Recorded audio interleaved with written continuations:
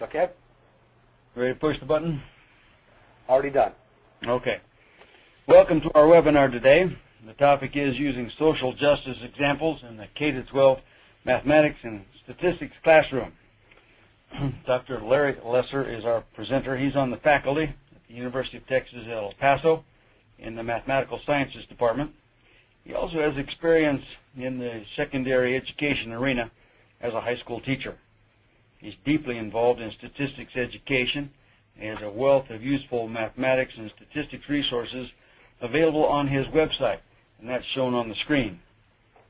He's also a major contributor to the Consortium for the Advancement of Undergraduate Statistics Education Teaching Resources Library.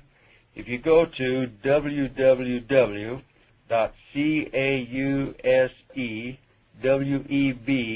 that's causeweb.org, and then click on Resources, and then click on Fun, you will find songs Dr. Lesser has written combining his talents as a mathematician and a musician to help motivate students in learning statistics. Today, he's adding another dimension to increasing student engagement by explaining to us how to use the hot topic of social justice to interest students in learning more about mathematics and statistics. Larry, please share with us your insights and experience. Thank you, Paul, for those kind words. As Paul said, I do have a lot of what probably appear to be very divergent interests, ranging from fun in the classroom to social justice, which is like perhaps the most serious you can be. But I actually view them all as sort of part of one common goal, and that is finding ways to engage and motivate students. And I'm willing to try lots of things to do that. So as Paul said, before I came to El Paso, I spent 2 years as a full-time high school teacher. So I've had a chance to try out some of these materials at with different audiences. I've also, every course I teach at UTEP is for future or pre-service teachers, and I've worked with elementary, middle school, and high school teachers. So I don't know exactly what distribution of grade levels we have represented in our callers, so I'll actually ask you guys that actually in a moment. But you will find whatever grade you're teaching, I think you will find something in today's webinar that will apply to your classroom. And actually, speaking of the high school level, those of you who subscribe to the NCTM journal Mathematics Teacher may recognize the UTEP architecture because it was featured in the September issue this year. The Bhutanese distinctive architecture has these inward sloping walls and gently sloping roofs that are sort of a very interesting feature of UTEP. If you've never been to El Paso, it's the western tip of Texas. So there it is. We're right on the border with New Mexico as well as the country Mexico. And so there's a lot of cultural perspectives that come into what we do as well. So let me go to the next slide. So the work I've done recently related to this kind of thing started off, I had a paper in the Journal of Statistics Education in 2004 on ethics, combining ethics and statistics, and then the paper in the March 2007 issue of JSE, Journal of Statistics Education, was specifically on social justice. And while there had been a number of articles about teaching math for social justice, there actually had not been a single comprehensive article on what social justice teaching would look like specifically in statistics education. So I got to sort of be the first person to bridge those worlds, and it was a lot of fun to do that. And by the way, if you've never been to the Journal of Statistics Education website, it's an online journal. It doesn't cost anything. You don't even need a password to access it. It's very easy to access. Probably the easiest way is just to Google Journal of Statistics Education, and you'll go right to it. It's an ASA journal. I also did a webinar on social justice, but and I think that the link to that was in the email that Rebecca Nichols was kind enough to send everyone. But that webinar was targeted for college teachers and included more of an emphasis on, like the research foundations and that sort of thing. But I know that classroom teachers are more practical and want more time on the how. And so this webinar is tailored in that way, as well as hitting all the grade level bands. So you'll notice the difference. But if you saw that webinar, there's some overlap, but most of it is not an overlap. So you'll notice that.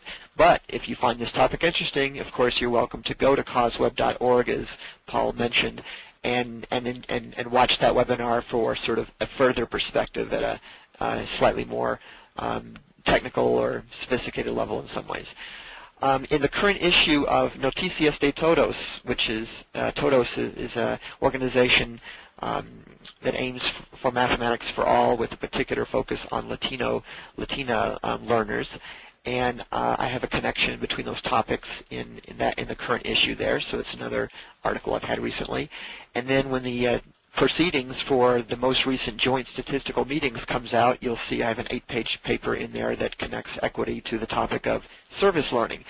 But again, the social justice is going to be the main focus of my webinar today, so that's why that's in bold there, because the other topics could easily be their own separate webinars, but because they are related in spirit in certain ways, and so if you're interested, then just know that there are other resources out there. Rebecca Nichols' email also had my website that I maintain that has links to all these stuff and then some.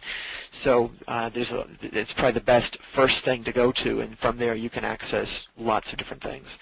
So basically the outline for today, the presentation portion, and I realize some of you with your computers have the ability to fast forward to 5 slides ahead, but I advise you not to do that, just because there's a few slides that one is sort of sets up a punchline for the next one, and you'll kind of, deprive yourself of the opportunity to think about things before the punchline is revealed if you look ahead. So try not to look ahead. If quick questions occur to you during the prepared part of the presentation, you can relay them via the chat window, and I can try to incorporate answers to them as I go.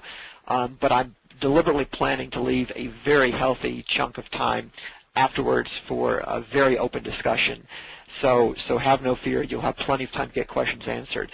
I've used webinar software before, but not this particular webinar software, and I really like how it's set up. It's very easy to, the slides are numbered, as you see up here near the top, and so you can, if there's a question you have on a particular slide, like slide number 7, then when we open it up for discussion, you can just say, can we go back to slide number 7? I have a question about that, and I can just put it back up, and we can all be looking at it. So this is a very user-friendly interface. I'm very impressed. Anyway, so my outline is fairly simple. What, why, and how. So we'll talk about what social justice is for purposes of this discussion, why it's something worth doing, and some examples of how you might actually do that. And then again, by giving everyone a sort of a big picture overview, I'm sure there'll be no shortage of comments and questions that people will have, and I'm really looking forward to that, because the discussion part is always the best when you have a topic like this. Also be aware that this webinar will be archived when we're done, so if a point goes by kind of quickly, you'll be able to listen to the whole thing over and over again. So let's start with the what. So there's lots of different definitions of social justice out there, but let's just take what Wikipedia says, just to have one thing to start with, and that's just basically, it's a philosophical definition that gives everyone their fair share, their due within society as a whole. And I assume that includes the idea that all people are entitled to basic human needs, adequate food, water, sanitation, shelter, health care, and so on. And that sounds like a pretty safe thing to assert, and yet, of course, there are plenty of people on our planet that do not have safe drinking water or access to health care or enough food to eat. And so it's unfortunately not such an easy thing to just say we all should have this. And I would also say that my definition includes that all people deserve an equal opportunity to succeed, or to use the education context, an equal opportunity to learn. And in educational equity forums, that's become a big buzzword lately, that all children deserve an equal opportunity to learn. And people say, well, is that happening in schools where most teachers are less likely to be certified, for example, and so are or less likely to have many years of experience? And so are those children getting the same opportunity to learn as students who happen to go to a wealthier school district? So those kinds of questions very much come up with in the context of education.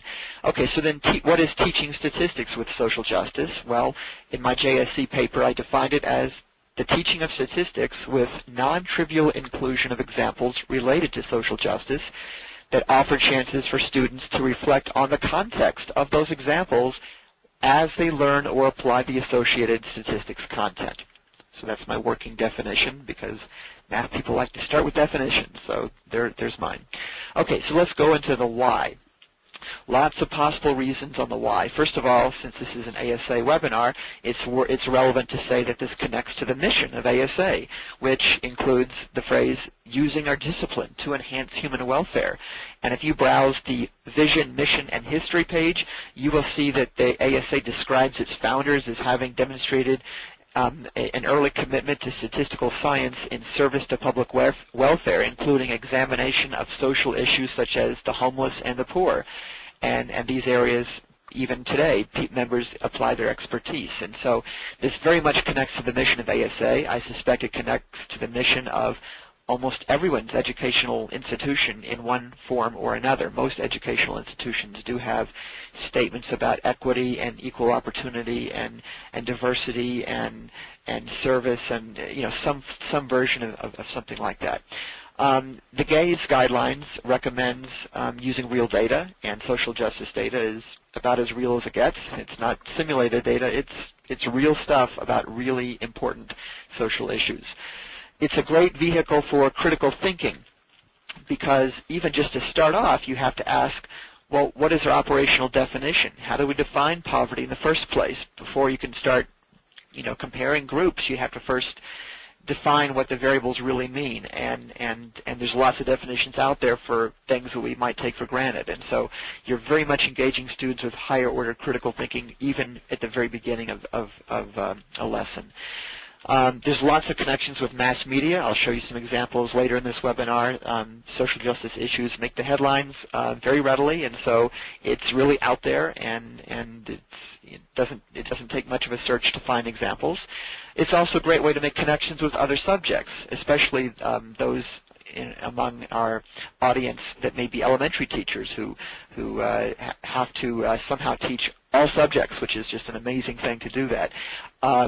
So if you're looking to find ways to integrate different subjects and make interdisciplinary thematic units, you could take a social studies lesson and pick a social justice issue within that and work with data, and now it's also become a math or statistics lesson at the same time. So it's very natural to make connections like that. Again, the other webinar I did shows that there's a lot of emerging research that shows that social justice as a topic very deeply engages and motivates students, and we all know that anything that can do that is a friend. And so that's another reason a lot of people find this very important. And then it's a way to empower students, that by giving them the statistics knowledge, you're actually giving them the tools to be able to identify when there's inequities. That's a very powerful thing in a very deep, big picture kind of way. And so, because social justice really directly uses ideas of statistics, because to be able to say that there's an inequity, you need the tools of statistics to compare means, or find expected value of something, or be able to navigate some statistical pitfalls of numerical or graphical information. So the very tools that we teach in a standard stats course are really necessary to be able to make a case that there's an injustice or inequity. And so social justice is very much indebted to statistics. But the converse direction is not as obvious, but is quite fascinating, that statistics itself engages ideas of justice. And what I mean by that, there's two examples. One is in the case of randomly assigning experimental treatments. Vote found that some students may believe that treatment resources shouldn't just go to the luckiest, the flip a coin, heads, you get the treatment, tails, you get the placebo. Maybe the treatment resources should go to whoever needs them the most. I mean, that's sort of a different kind of way to look at it. And so as teachers, you need to know that some of your students may sort of have this gut level kind of belief that may keep them from fully embracing the sort of normative way of looking at statistics. And so it's important to kind of see how the ideas of fairness that students already have before they walk into your room can impact the way that they encounter and experience the standard content. The second example here is on random selection of survey participants. Jacobs found a connection with elementary students and Shaughnessy with middle school and high school students, that students would really be suspicious of a survey that randomly chose a subset of people to be interviewed or to be polled. They felt it should be like an election where everyone should have a chance to enter their opinion and go up to the ballot box and and essentially turn it into a call-in poll, which of course we all know has a problem with the bias of a volunteer sample. That is, because the people that make the effort to vote when they choose to call in tend to have more extreme views than people who you might get if you just picked randomly. Also, people may overly fixate on making sure that every single possible socio-demographic group is exactly in the sample and exactly their proportional numbers. And even if the process is random, that won't matter for some students unless it's exactly equal numbers of males and females and so on. Then they may have a hard time with, again, embracing the random process feature. So that's something to kind of keep in mind. Okay, so let's move into the most important part, the how, because without some examples, some concrete examples, it's hard to kind of visualize where we want to go with this. So I want to spend most of my time today with the how. So what are some ways we can do this? So again, mass media news stories, court cases to solve injustices is a big feature.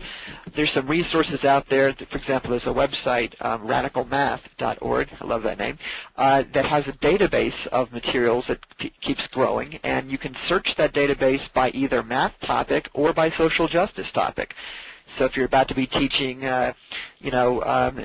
averages, you can look up under averages, and or if you're curious what's under there for racial profiling as a social justice topic, you can look under that. And so, even though there's plenty of stuff on the internet that you could find if you didn't know that there's collections like this, it saves time to know that some people have already compiled a lot of this for you, so that's helpful. There's also a book that came out a couple years ago called Rethinking Mathematics that some people found a lot of useful examples there to work with.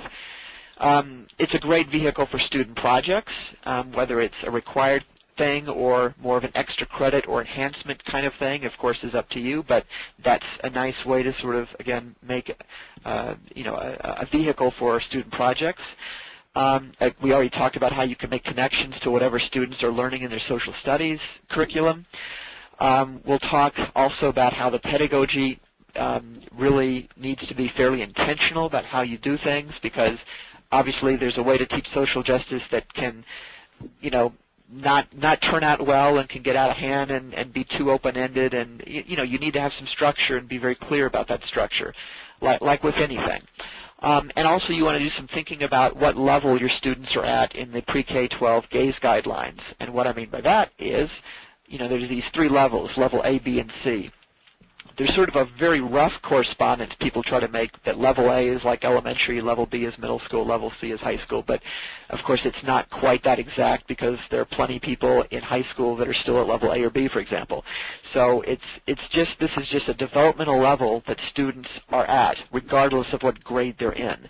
So you know your own students best, and as I read these descriptions, you'll kind of know what level is closest to your particular classroom. And so I'm just pulling these out of the GAZE guidelines, and as I read these phrases, I want you to think about how these could naturally connect to social justice potentially, which is not to say that they can't connect to lots of other things also, of course. So in level A, it's still very teacher-centered. The teachers are the one posing the questions of interest. but the students are beginning to have an awareness of comparing one group to another group. Kids at that age or developmental level are still very self-focused, and it's hard for them to view themselves in the abstract as a member of a group and then compare that group to another group. But by level B, students are able to start doing that, and they're able to start to pose their own questions of interest. They're able to come up with questions that go beyond just simple things that are in their literal classroom, but to think about the global world a little bit more. They're able to start to design for differences and make displays to compare groups. And then in level C, the students are very much more actively posing their own questions. They're able to design for differences. And in addition to displays, they're able to work in measures of variability when they compare one group to another. They're able to quantify associations between things as well. So that's, you can sort of see the progression that happens there. Now there's lots of areas that social justice can lots of ideas for it, and there's 5 main areas that Pollack and Wunderlich published in a table in Amstat News, which is also in my JSC article. And that doesn't mean that this is all there is, but this is already enough to keep most people busy for plenty of time. I haven't gotten around to finding examples in every single one of these sub-areas, even myself. And so you see labor markets, education, housing, criminal justice, and healthcare are areas of potential discrimination as people move into the domain or through the domain. And so each of these could be a separate topic for a project or something to build a lesson around. So as I said, mass media articles are very popular, and in fact the pre-K-12 GAYS guidelines, on page 3 it says specifically that a statistically literate high school graduate will know how to interpret what he sees in the morning newspaper.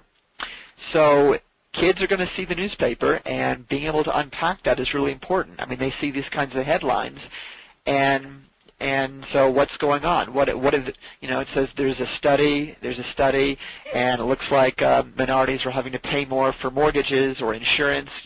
So what is the study saying? What is it not saying? Really being able to critique that and be able to be a more critical consumer of what they see. And it's not limited to, again, ethnic comparisons. Here's an example for gender. Gender equity is also a social justice area, of course. So there's a Supreme Court case, and Brown University was found to have discriminated against its women athletes because 51% of the undergraduates were women, but only 38% of the varsity athletes were women.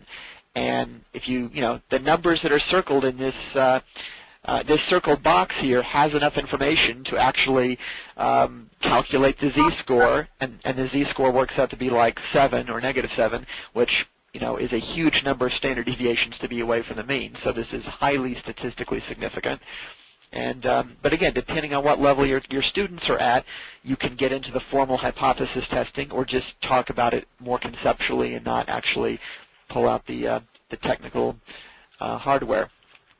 Here's an example. I mentioned racial profiling. This is actually an exercise from a college textbook where some facts were reported in a major newspaper, namely the Washington Post, and they collected some data on a stretch on the New Jersey Turnpike, and as you see that the percentage of drivers that were African American was pretty close to the proportion of the drivers total that were speeding. So in other words, African Americans were not actually speeding any more than any other group, and yet of the drivers that were stopped for speeding, 35% were African American, but it was only 14% of the drivers. So most people have no problem seeing that there's a problem there, and if you do a significance test, it'll be significant.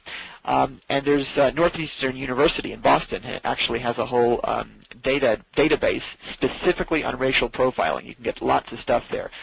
But since, again, this is a college textbook, but let me share with you what a middle school teacher did with this topic, because that'll kind of bring it to more to a place that is something you can see yourself doing. So Rico Gutstein, who has written quite a bit about social justice teaching, he has this setup where he does a lot of teaching in a middle school in Chicago, and so he developed a unit that he called DWB, Driving While Black or Driving While Brown, and he didn't make up that term. That's just kind of like a sarcastic way of referring to the phenomenon that minorities are often stopped more than they should be in proportion to their share of the population. And so what he did was, first of all, he wanted to focus on teaching them how to do simulation. And so he had an envelope, and he put these different colored cubes in there by ethnicity. So like there was cubes for people that were white, Latino, black, Asian, Native American, and he put the cubes in the envelope in proportion to their proportion of the population of Chicago. And so he had students draw the cubes and sort of get a feel for how simulation works and how they could sort of, without looking at the population, get a good idea of what percentage of the population must be Latino, must be black, must be white, and so on. And so now that they have the idea of simulation down, then using data that was available on traffic stops from Illinois, he had the students set up a simulation of that.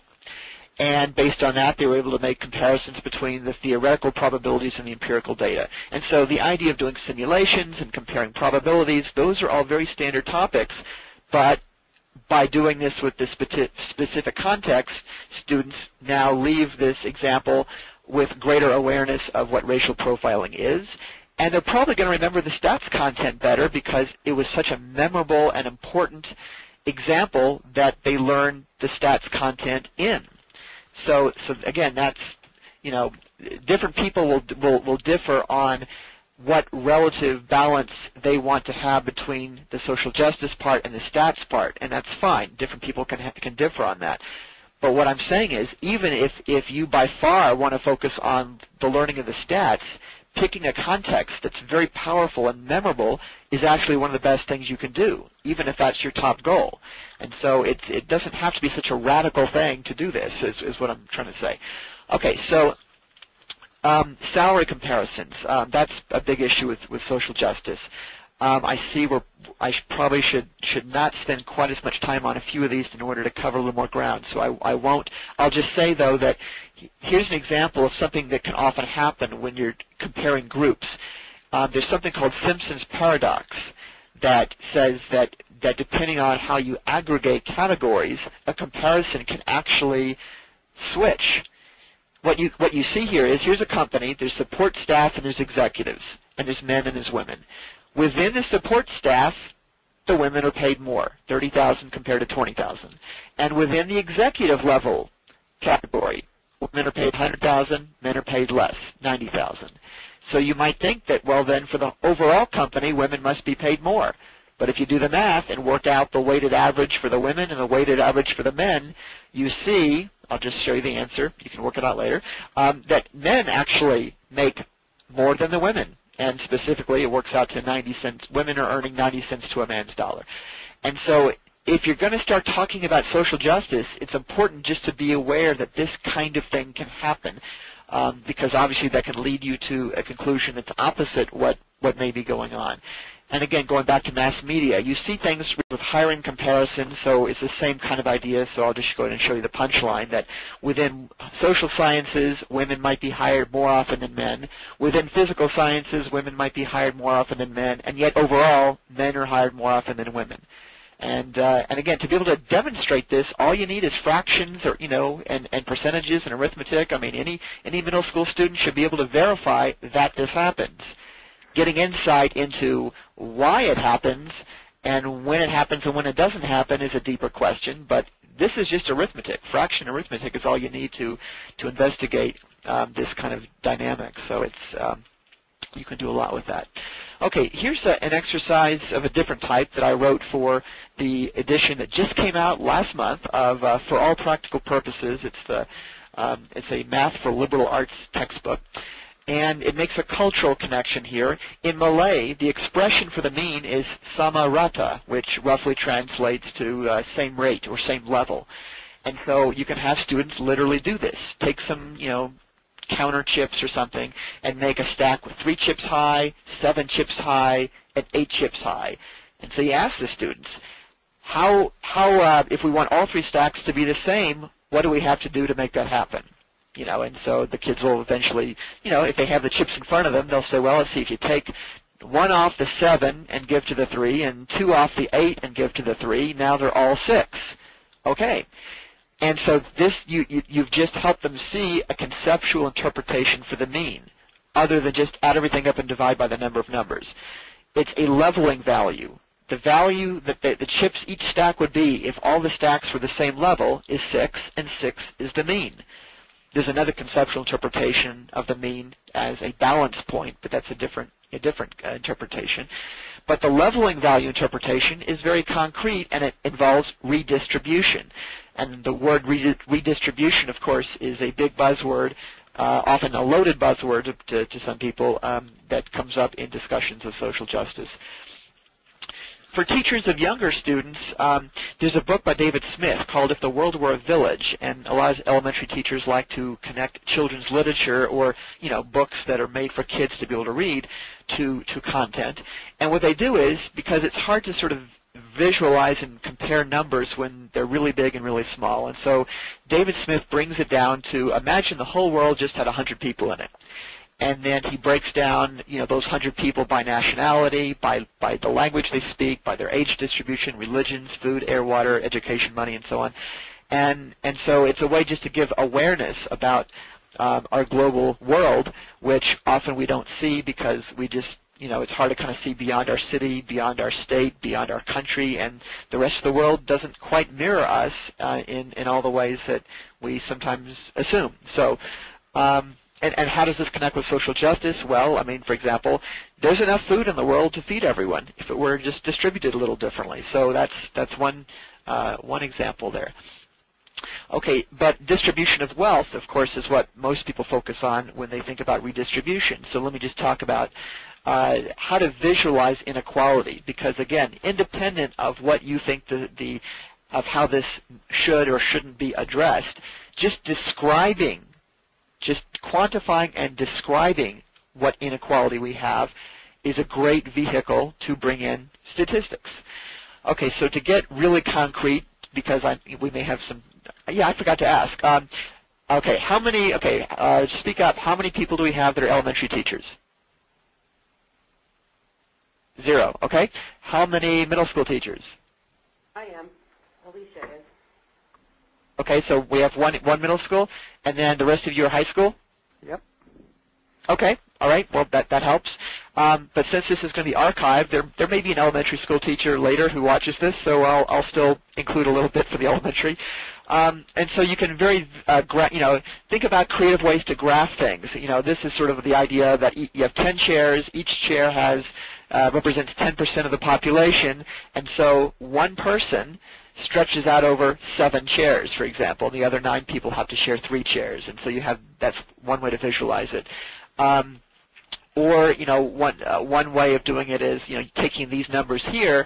You can make elementary school classrooms have what they call a 100 chart. It's just a 10 by 10 grid of the numbers 1 through 100, and so 1% of the population owns. This is in the United States, by the way. 1% of the population owns 39% of the wealth. And so you'd have a stack of pennies, say 39 pennies high, just on this square here. And then the next 19% of the population owns 46% of the wealth, and so each of these squares would have about 2 pennies each on it. And then the remaining 80% of the population, they have a total of 15 chips to share over 80 squares. And so there's a real visual impact of seeing what that looks like. And at increasingly sophisticated levels here, Moore and Knotts talk about graphing the 20th percentile versus the 80th percentile, and you can see over time that the gap between the 20th and 80th percentile households does indeed grow, and so you can have some discussion about that. There's actually a formal measure of inequality called the Gini Coefficient that the U.S. Census Bureau compiles, and because of time, I'm not going to try to make a completely thorough explanation of this, but basically this is like the cumulative proportion of the population graphed predicting the proportion of total income. If every single person in the country had exactly the same income, then the line would just be y equals x. But like look at the point D right here where my pointer is. What does that mean? Let me just interpret that point. That means that the bottom 80% of the population have, if you go across to the vertical axis, have 60% of the income. So that means another way to say that is that the top 20% of the population has 40% of the income. And so the shaded area is sort of the gap from an ideal country where everyone has exactly the same. And if you double this area, you actually get the numerical value of the Gini coefficient, which in 2005 was 0.47 for USA household incomes. And in theory, this could be anywhere between 0 and 1.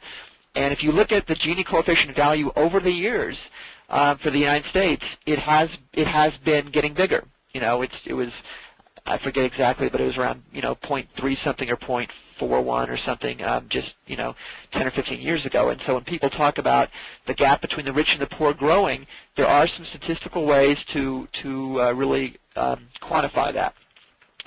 I'll skip that one for now. Okay, so you can talk about what world would you rather live in? And I made these three worlds that all have the same mean. Okay, in all situations, the mean is 10. So we've put that the same. And I remember, in Philosophy 101, we'd have these questions posed to us like, what's better, a world where everyone's blind or a world where almost everyone's blind but a few people can see? And at first you're thinking, well, isn't it better that at least some people can see? But then it's like, well, but what if those people oppress the others or something with their powers? And, so you get into all these questions and debates. But my point with these numbers is that you get students to have a discussion, and in order to start preferring one world to another, they have to start bringing in mathematical or statistical language. So I'll pose these questions to you guys. They're real easy. Which of these worlds has the highest maximum? World 3. World 3. Okay, so that might be a reason someone likes World 3. Which of the three worlds has the highest minimum? 1. World 1, okay, so that's the world in which the worst person is better off than the worst person of any other world. And then World 2 has the best median. The middle guy is doing best in World 2. So, you can have, and of course you could also talk about distribution, variation as well. World 1, standard deviation and the range are 0, because everyone's the same. World 2 and World 3 have a higher range and higher standard deviation than World 1. And so you get students moving towards statistical and mathematical language just to start articulating things. I mentioned the critical thinking part, being able to give definitions. How do we define poverty? Do we define it in absolute terms, like figure out how much it costs to have the absolute minimum amount of food to keep you alive and basic minimum shelter and call that the poverty line? Or do you say, well, let's just take half of the median income and call that the poverty line regardless of what that provides in absolute terms? Different countries have different approaches to that, so there's not just sort of one way of doing that. Or see, unemployment. There's the way the U.S. unemployment rate is defined. It defines the number unemployed divided by the number in the labor force. This example is by Marilyn Frankenstein in the Gutstein-Peterson book. And depending on which of these categories of people you count as unemployed or count in the labor force, you can get a very different unemployment rate. And I find every time I do this with students, I don't tell them the way the U.S. does it. I just want to know first what categories they think should go in the numerator and what categories they think should go in the denominator. And every time I do this, the answers they pick would result in a higher unemployment rate than what the official U.S. government setup is. And so you can try it yourself and see if your own students do that. You can use statistics to talk about discrimination in hiring. If we're trying to hire, how likely is it to hire 7 men and 7 women if you have to hire 14 people from a pool with equally qualified men and women? And so that's a good motivation to get into the binomial distribution, and then ask, well, how far from a 7 and 7 distribution would it take to make you suspicious? And that's a nice way to get into hypothesis testing to motivate that. And so, here you see the answer, that 7 and 7 happens only 21% of the time, and that the deviation would have to be, I guess the p-value here would be significant, so that p-value has to be 11 and 3 to reject the hypothesis of no discrimination. Jury trials have known to have discrimination issues where they don't have minorities are excluded from a jury unduly, or in this case gender. Benjamin Spock, a very famous pediatrician, of course, would have loved to have at least the number of women in the population on his jury, but this judge made sure that picked only 102 women out of a panel of 350, and then from that panel of 350, the 100 jurors that were chosen for the next stage, only 9 of those 100 were women. So obviously not even close to being fair on that. In fact, the p-value of that being fair is 1 in 7 quintillion and 1 in 1 million. So again, you can talk about this more informally or informally. And okay, so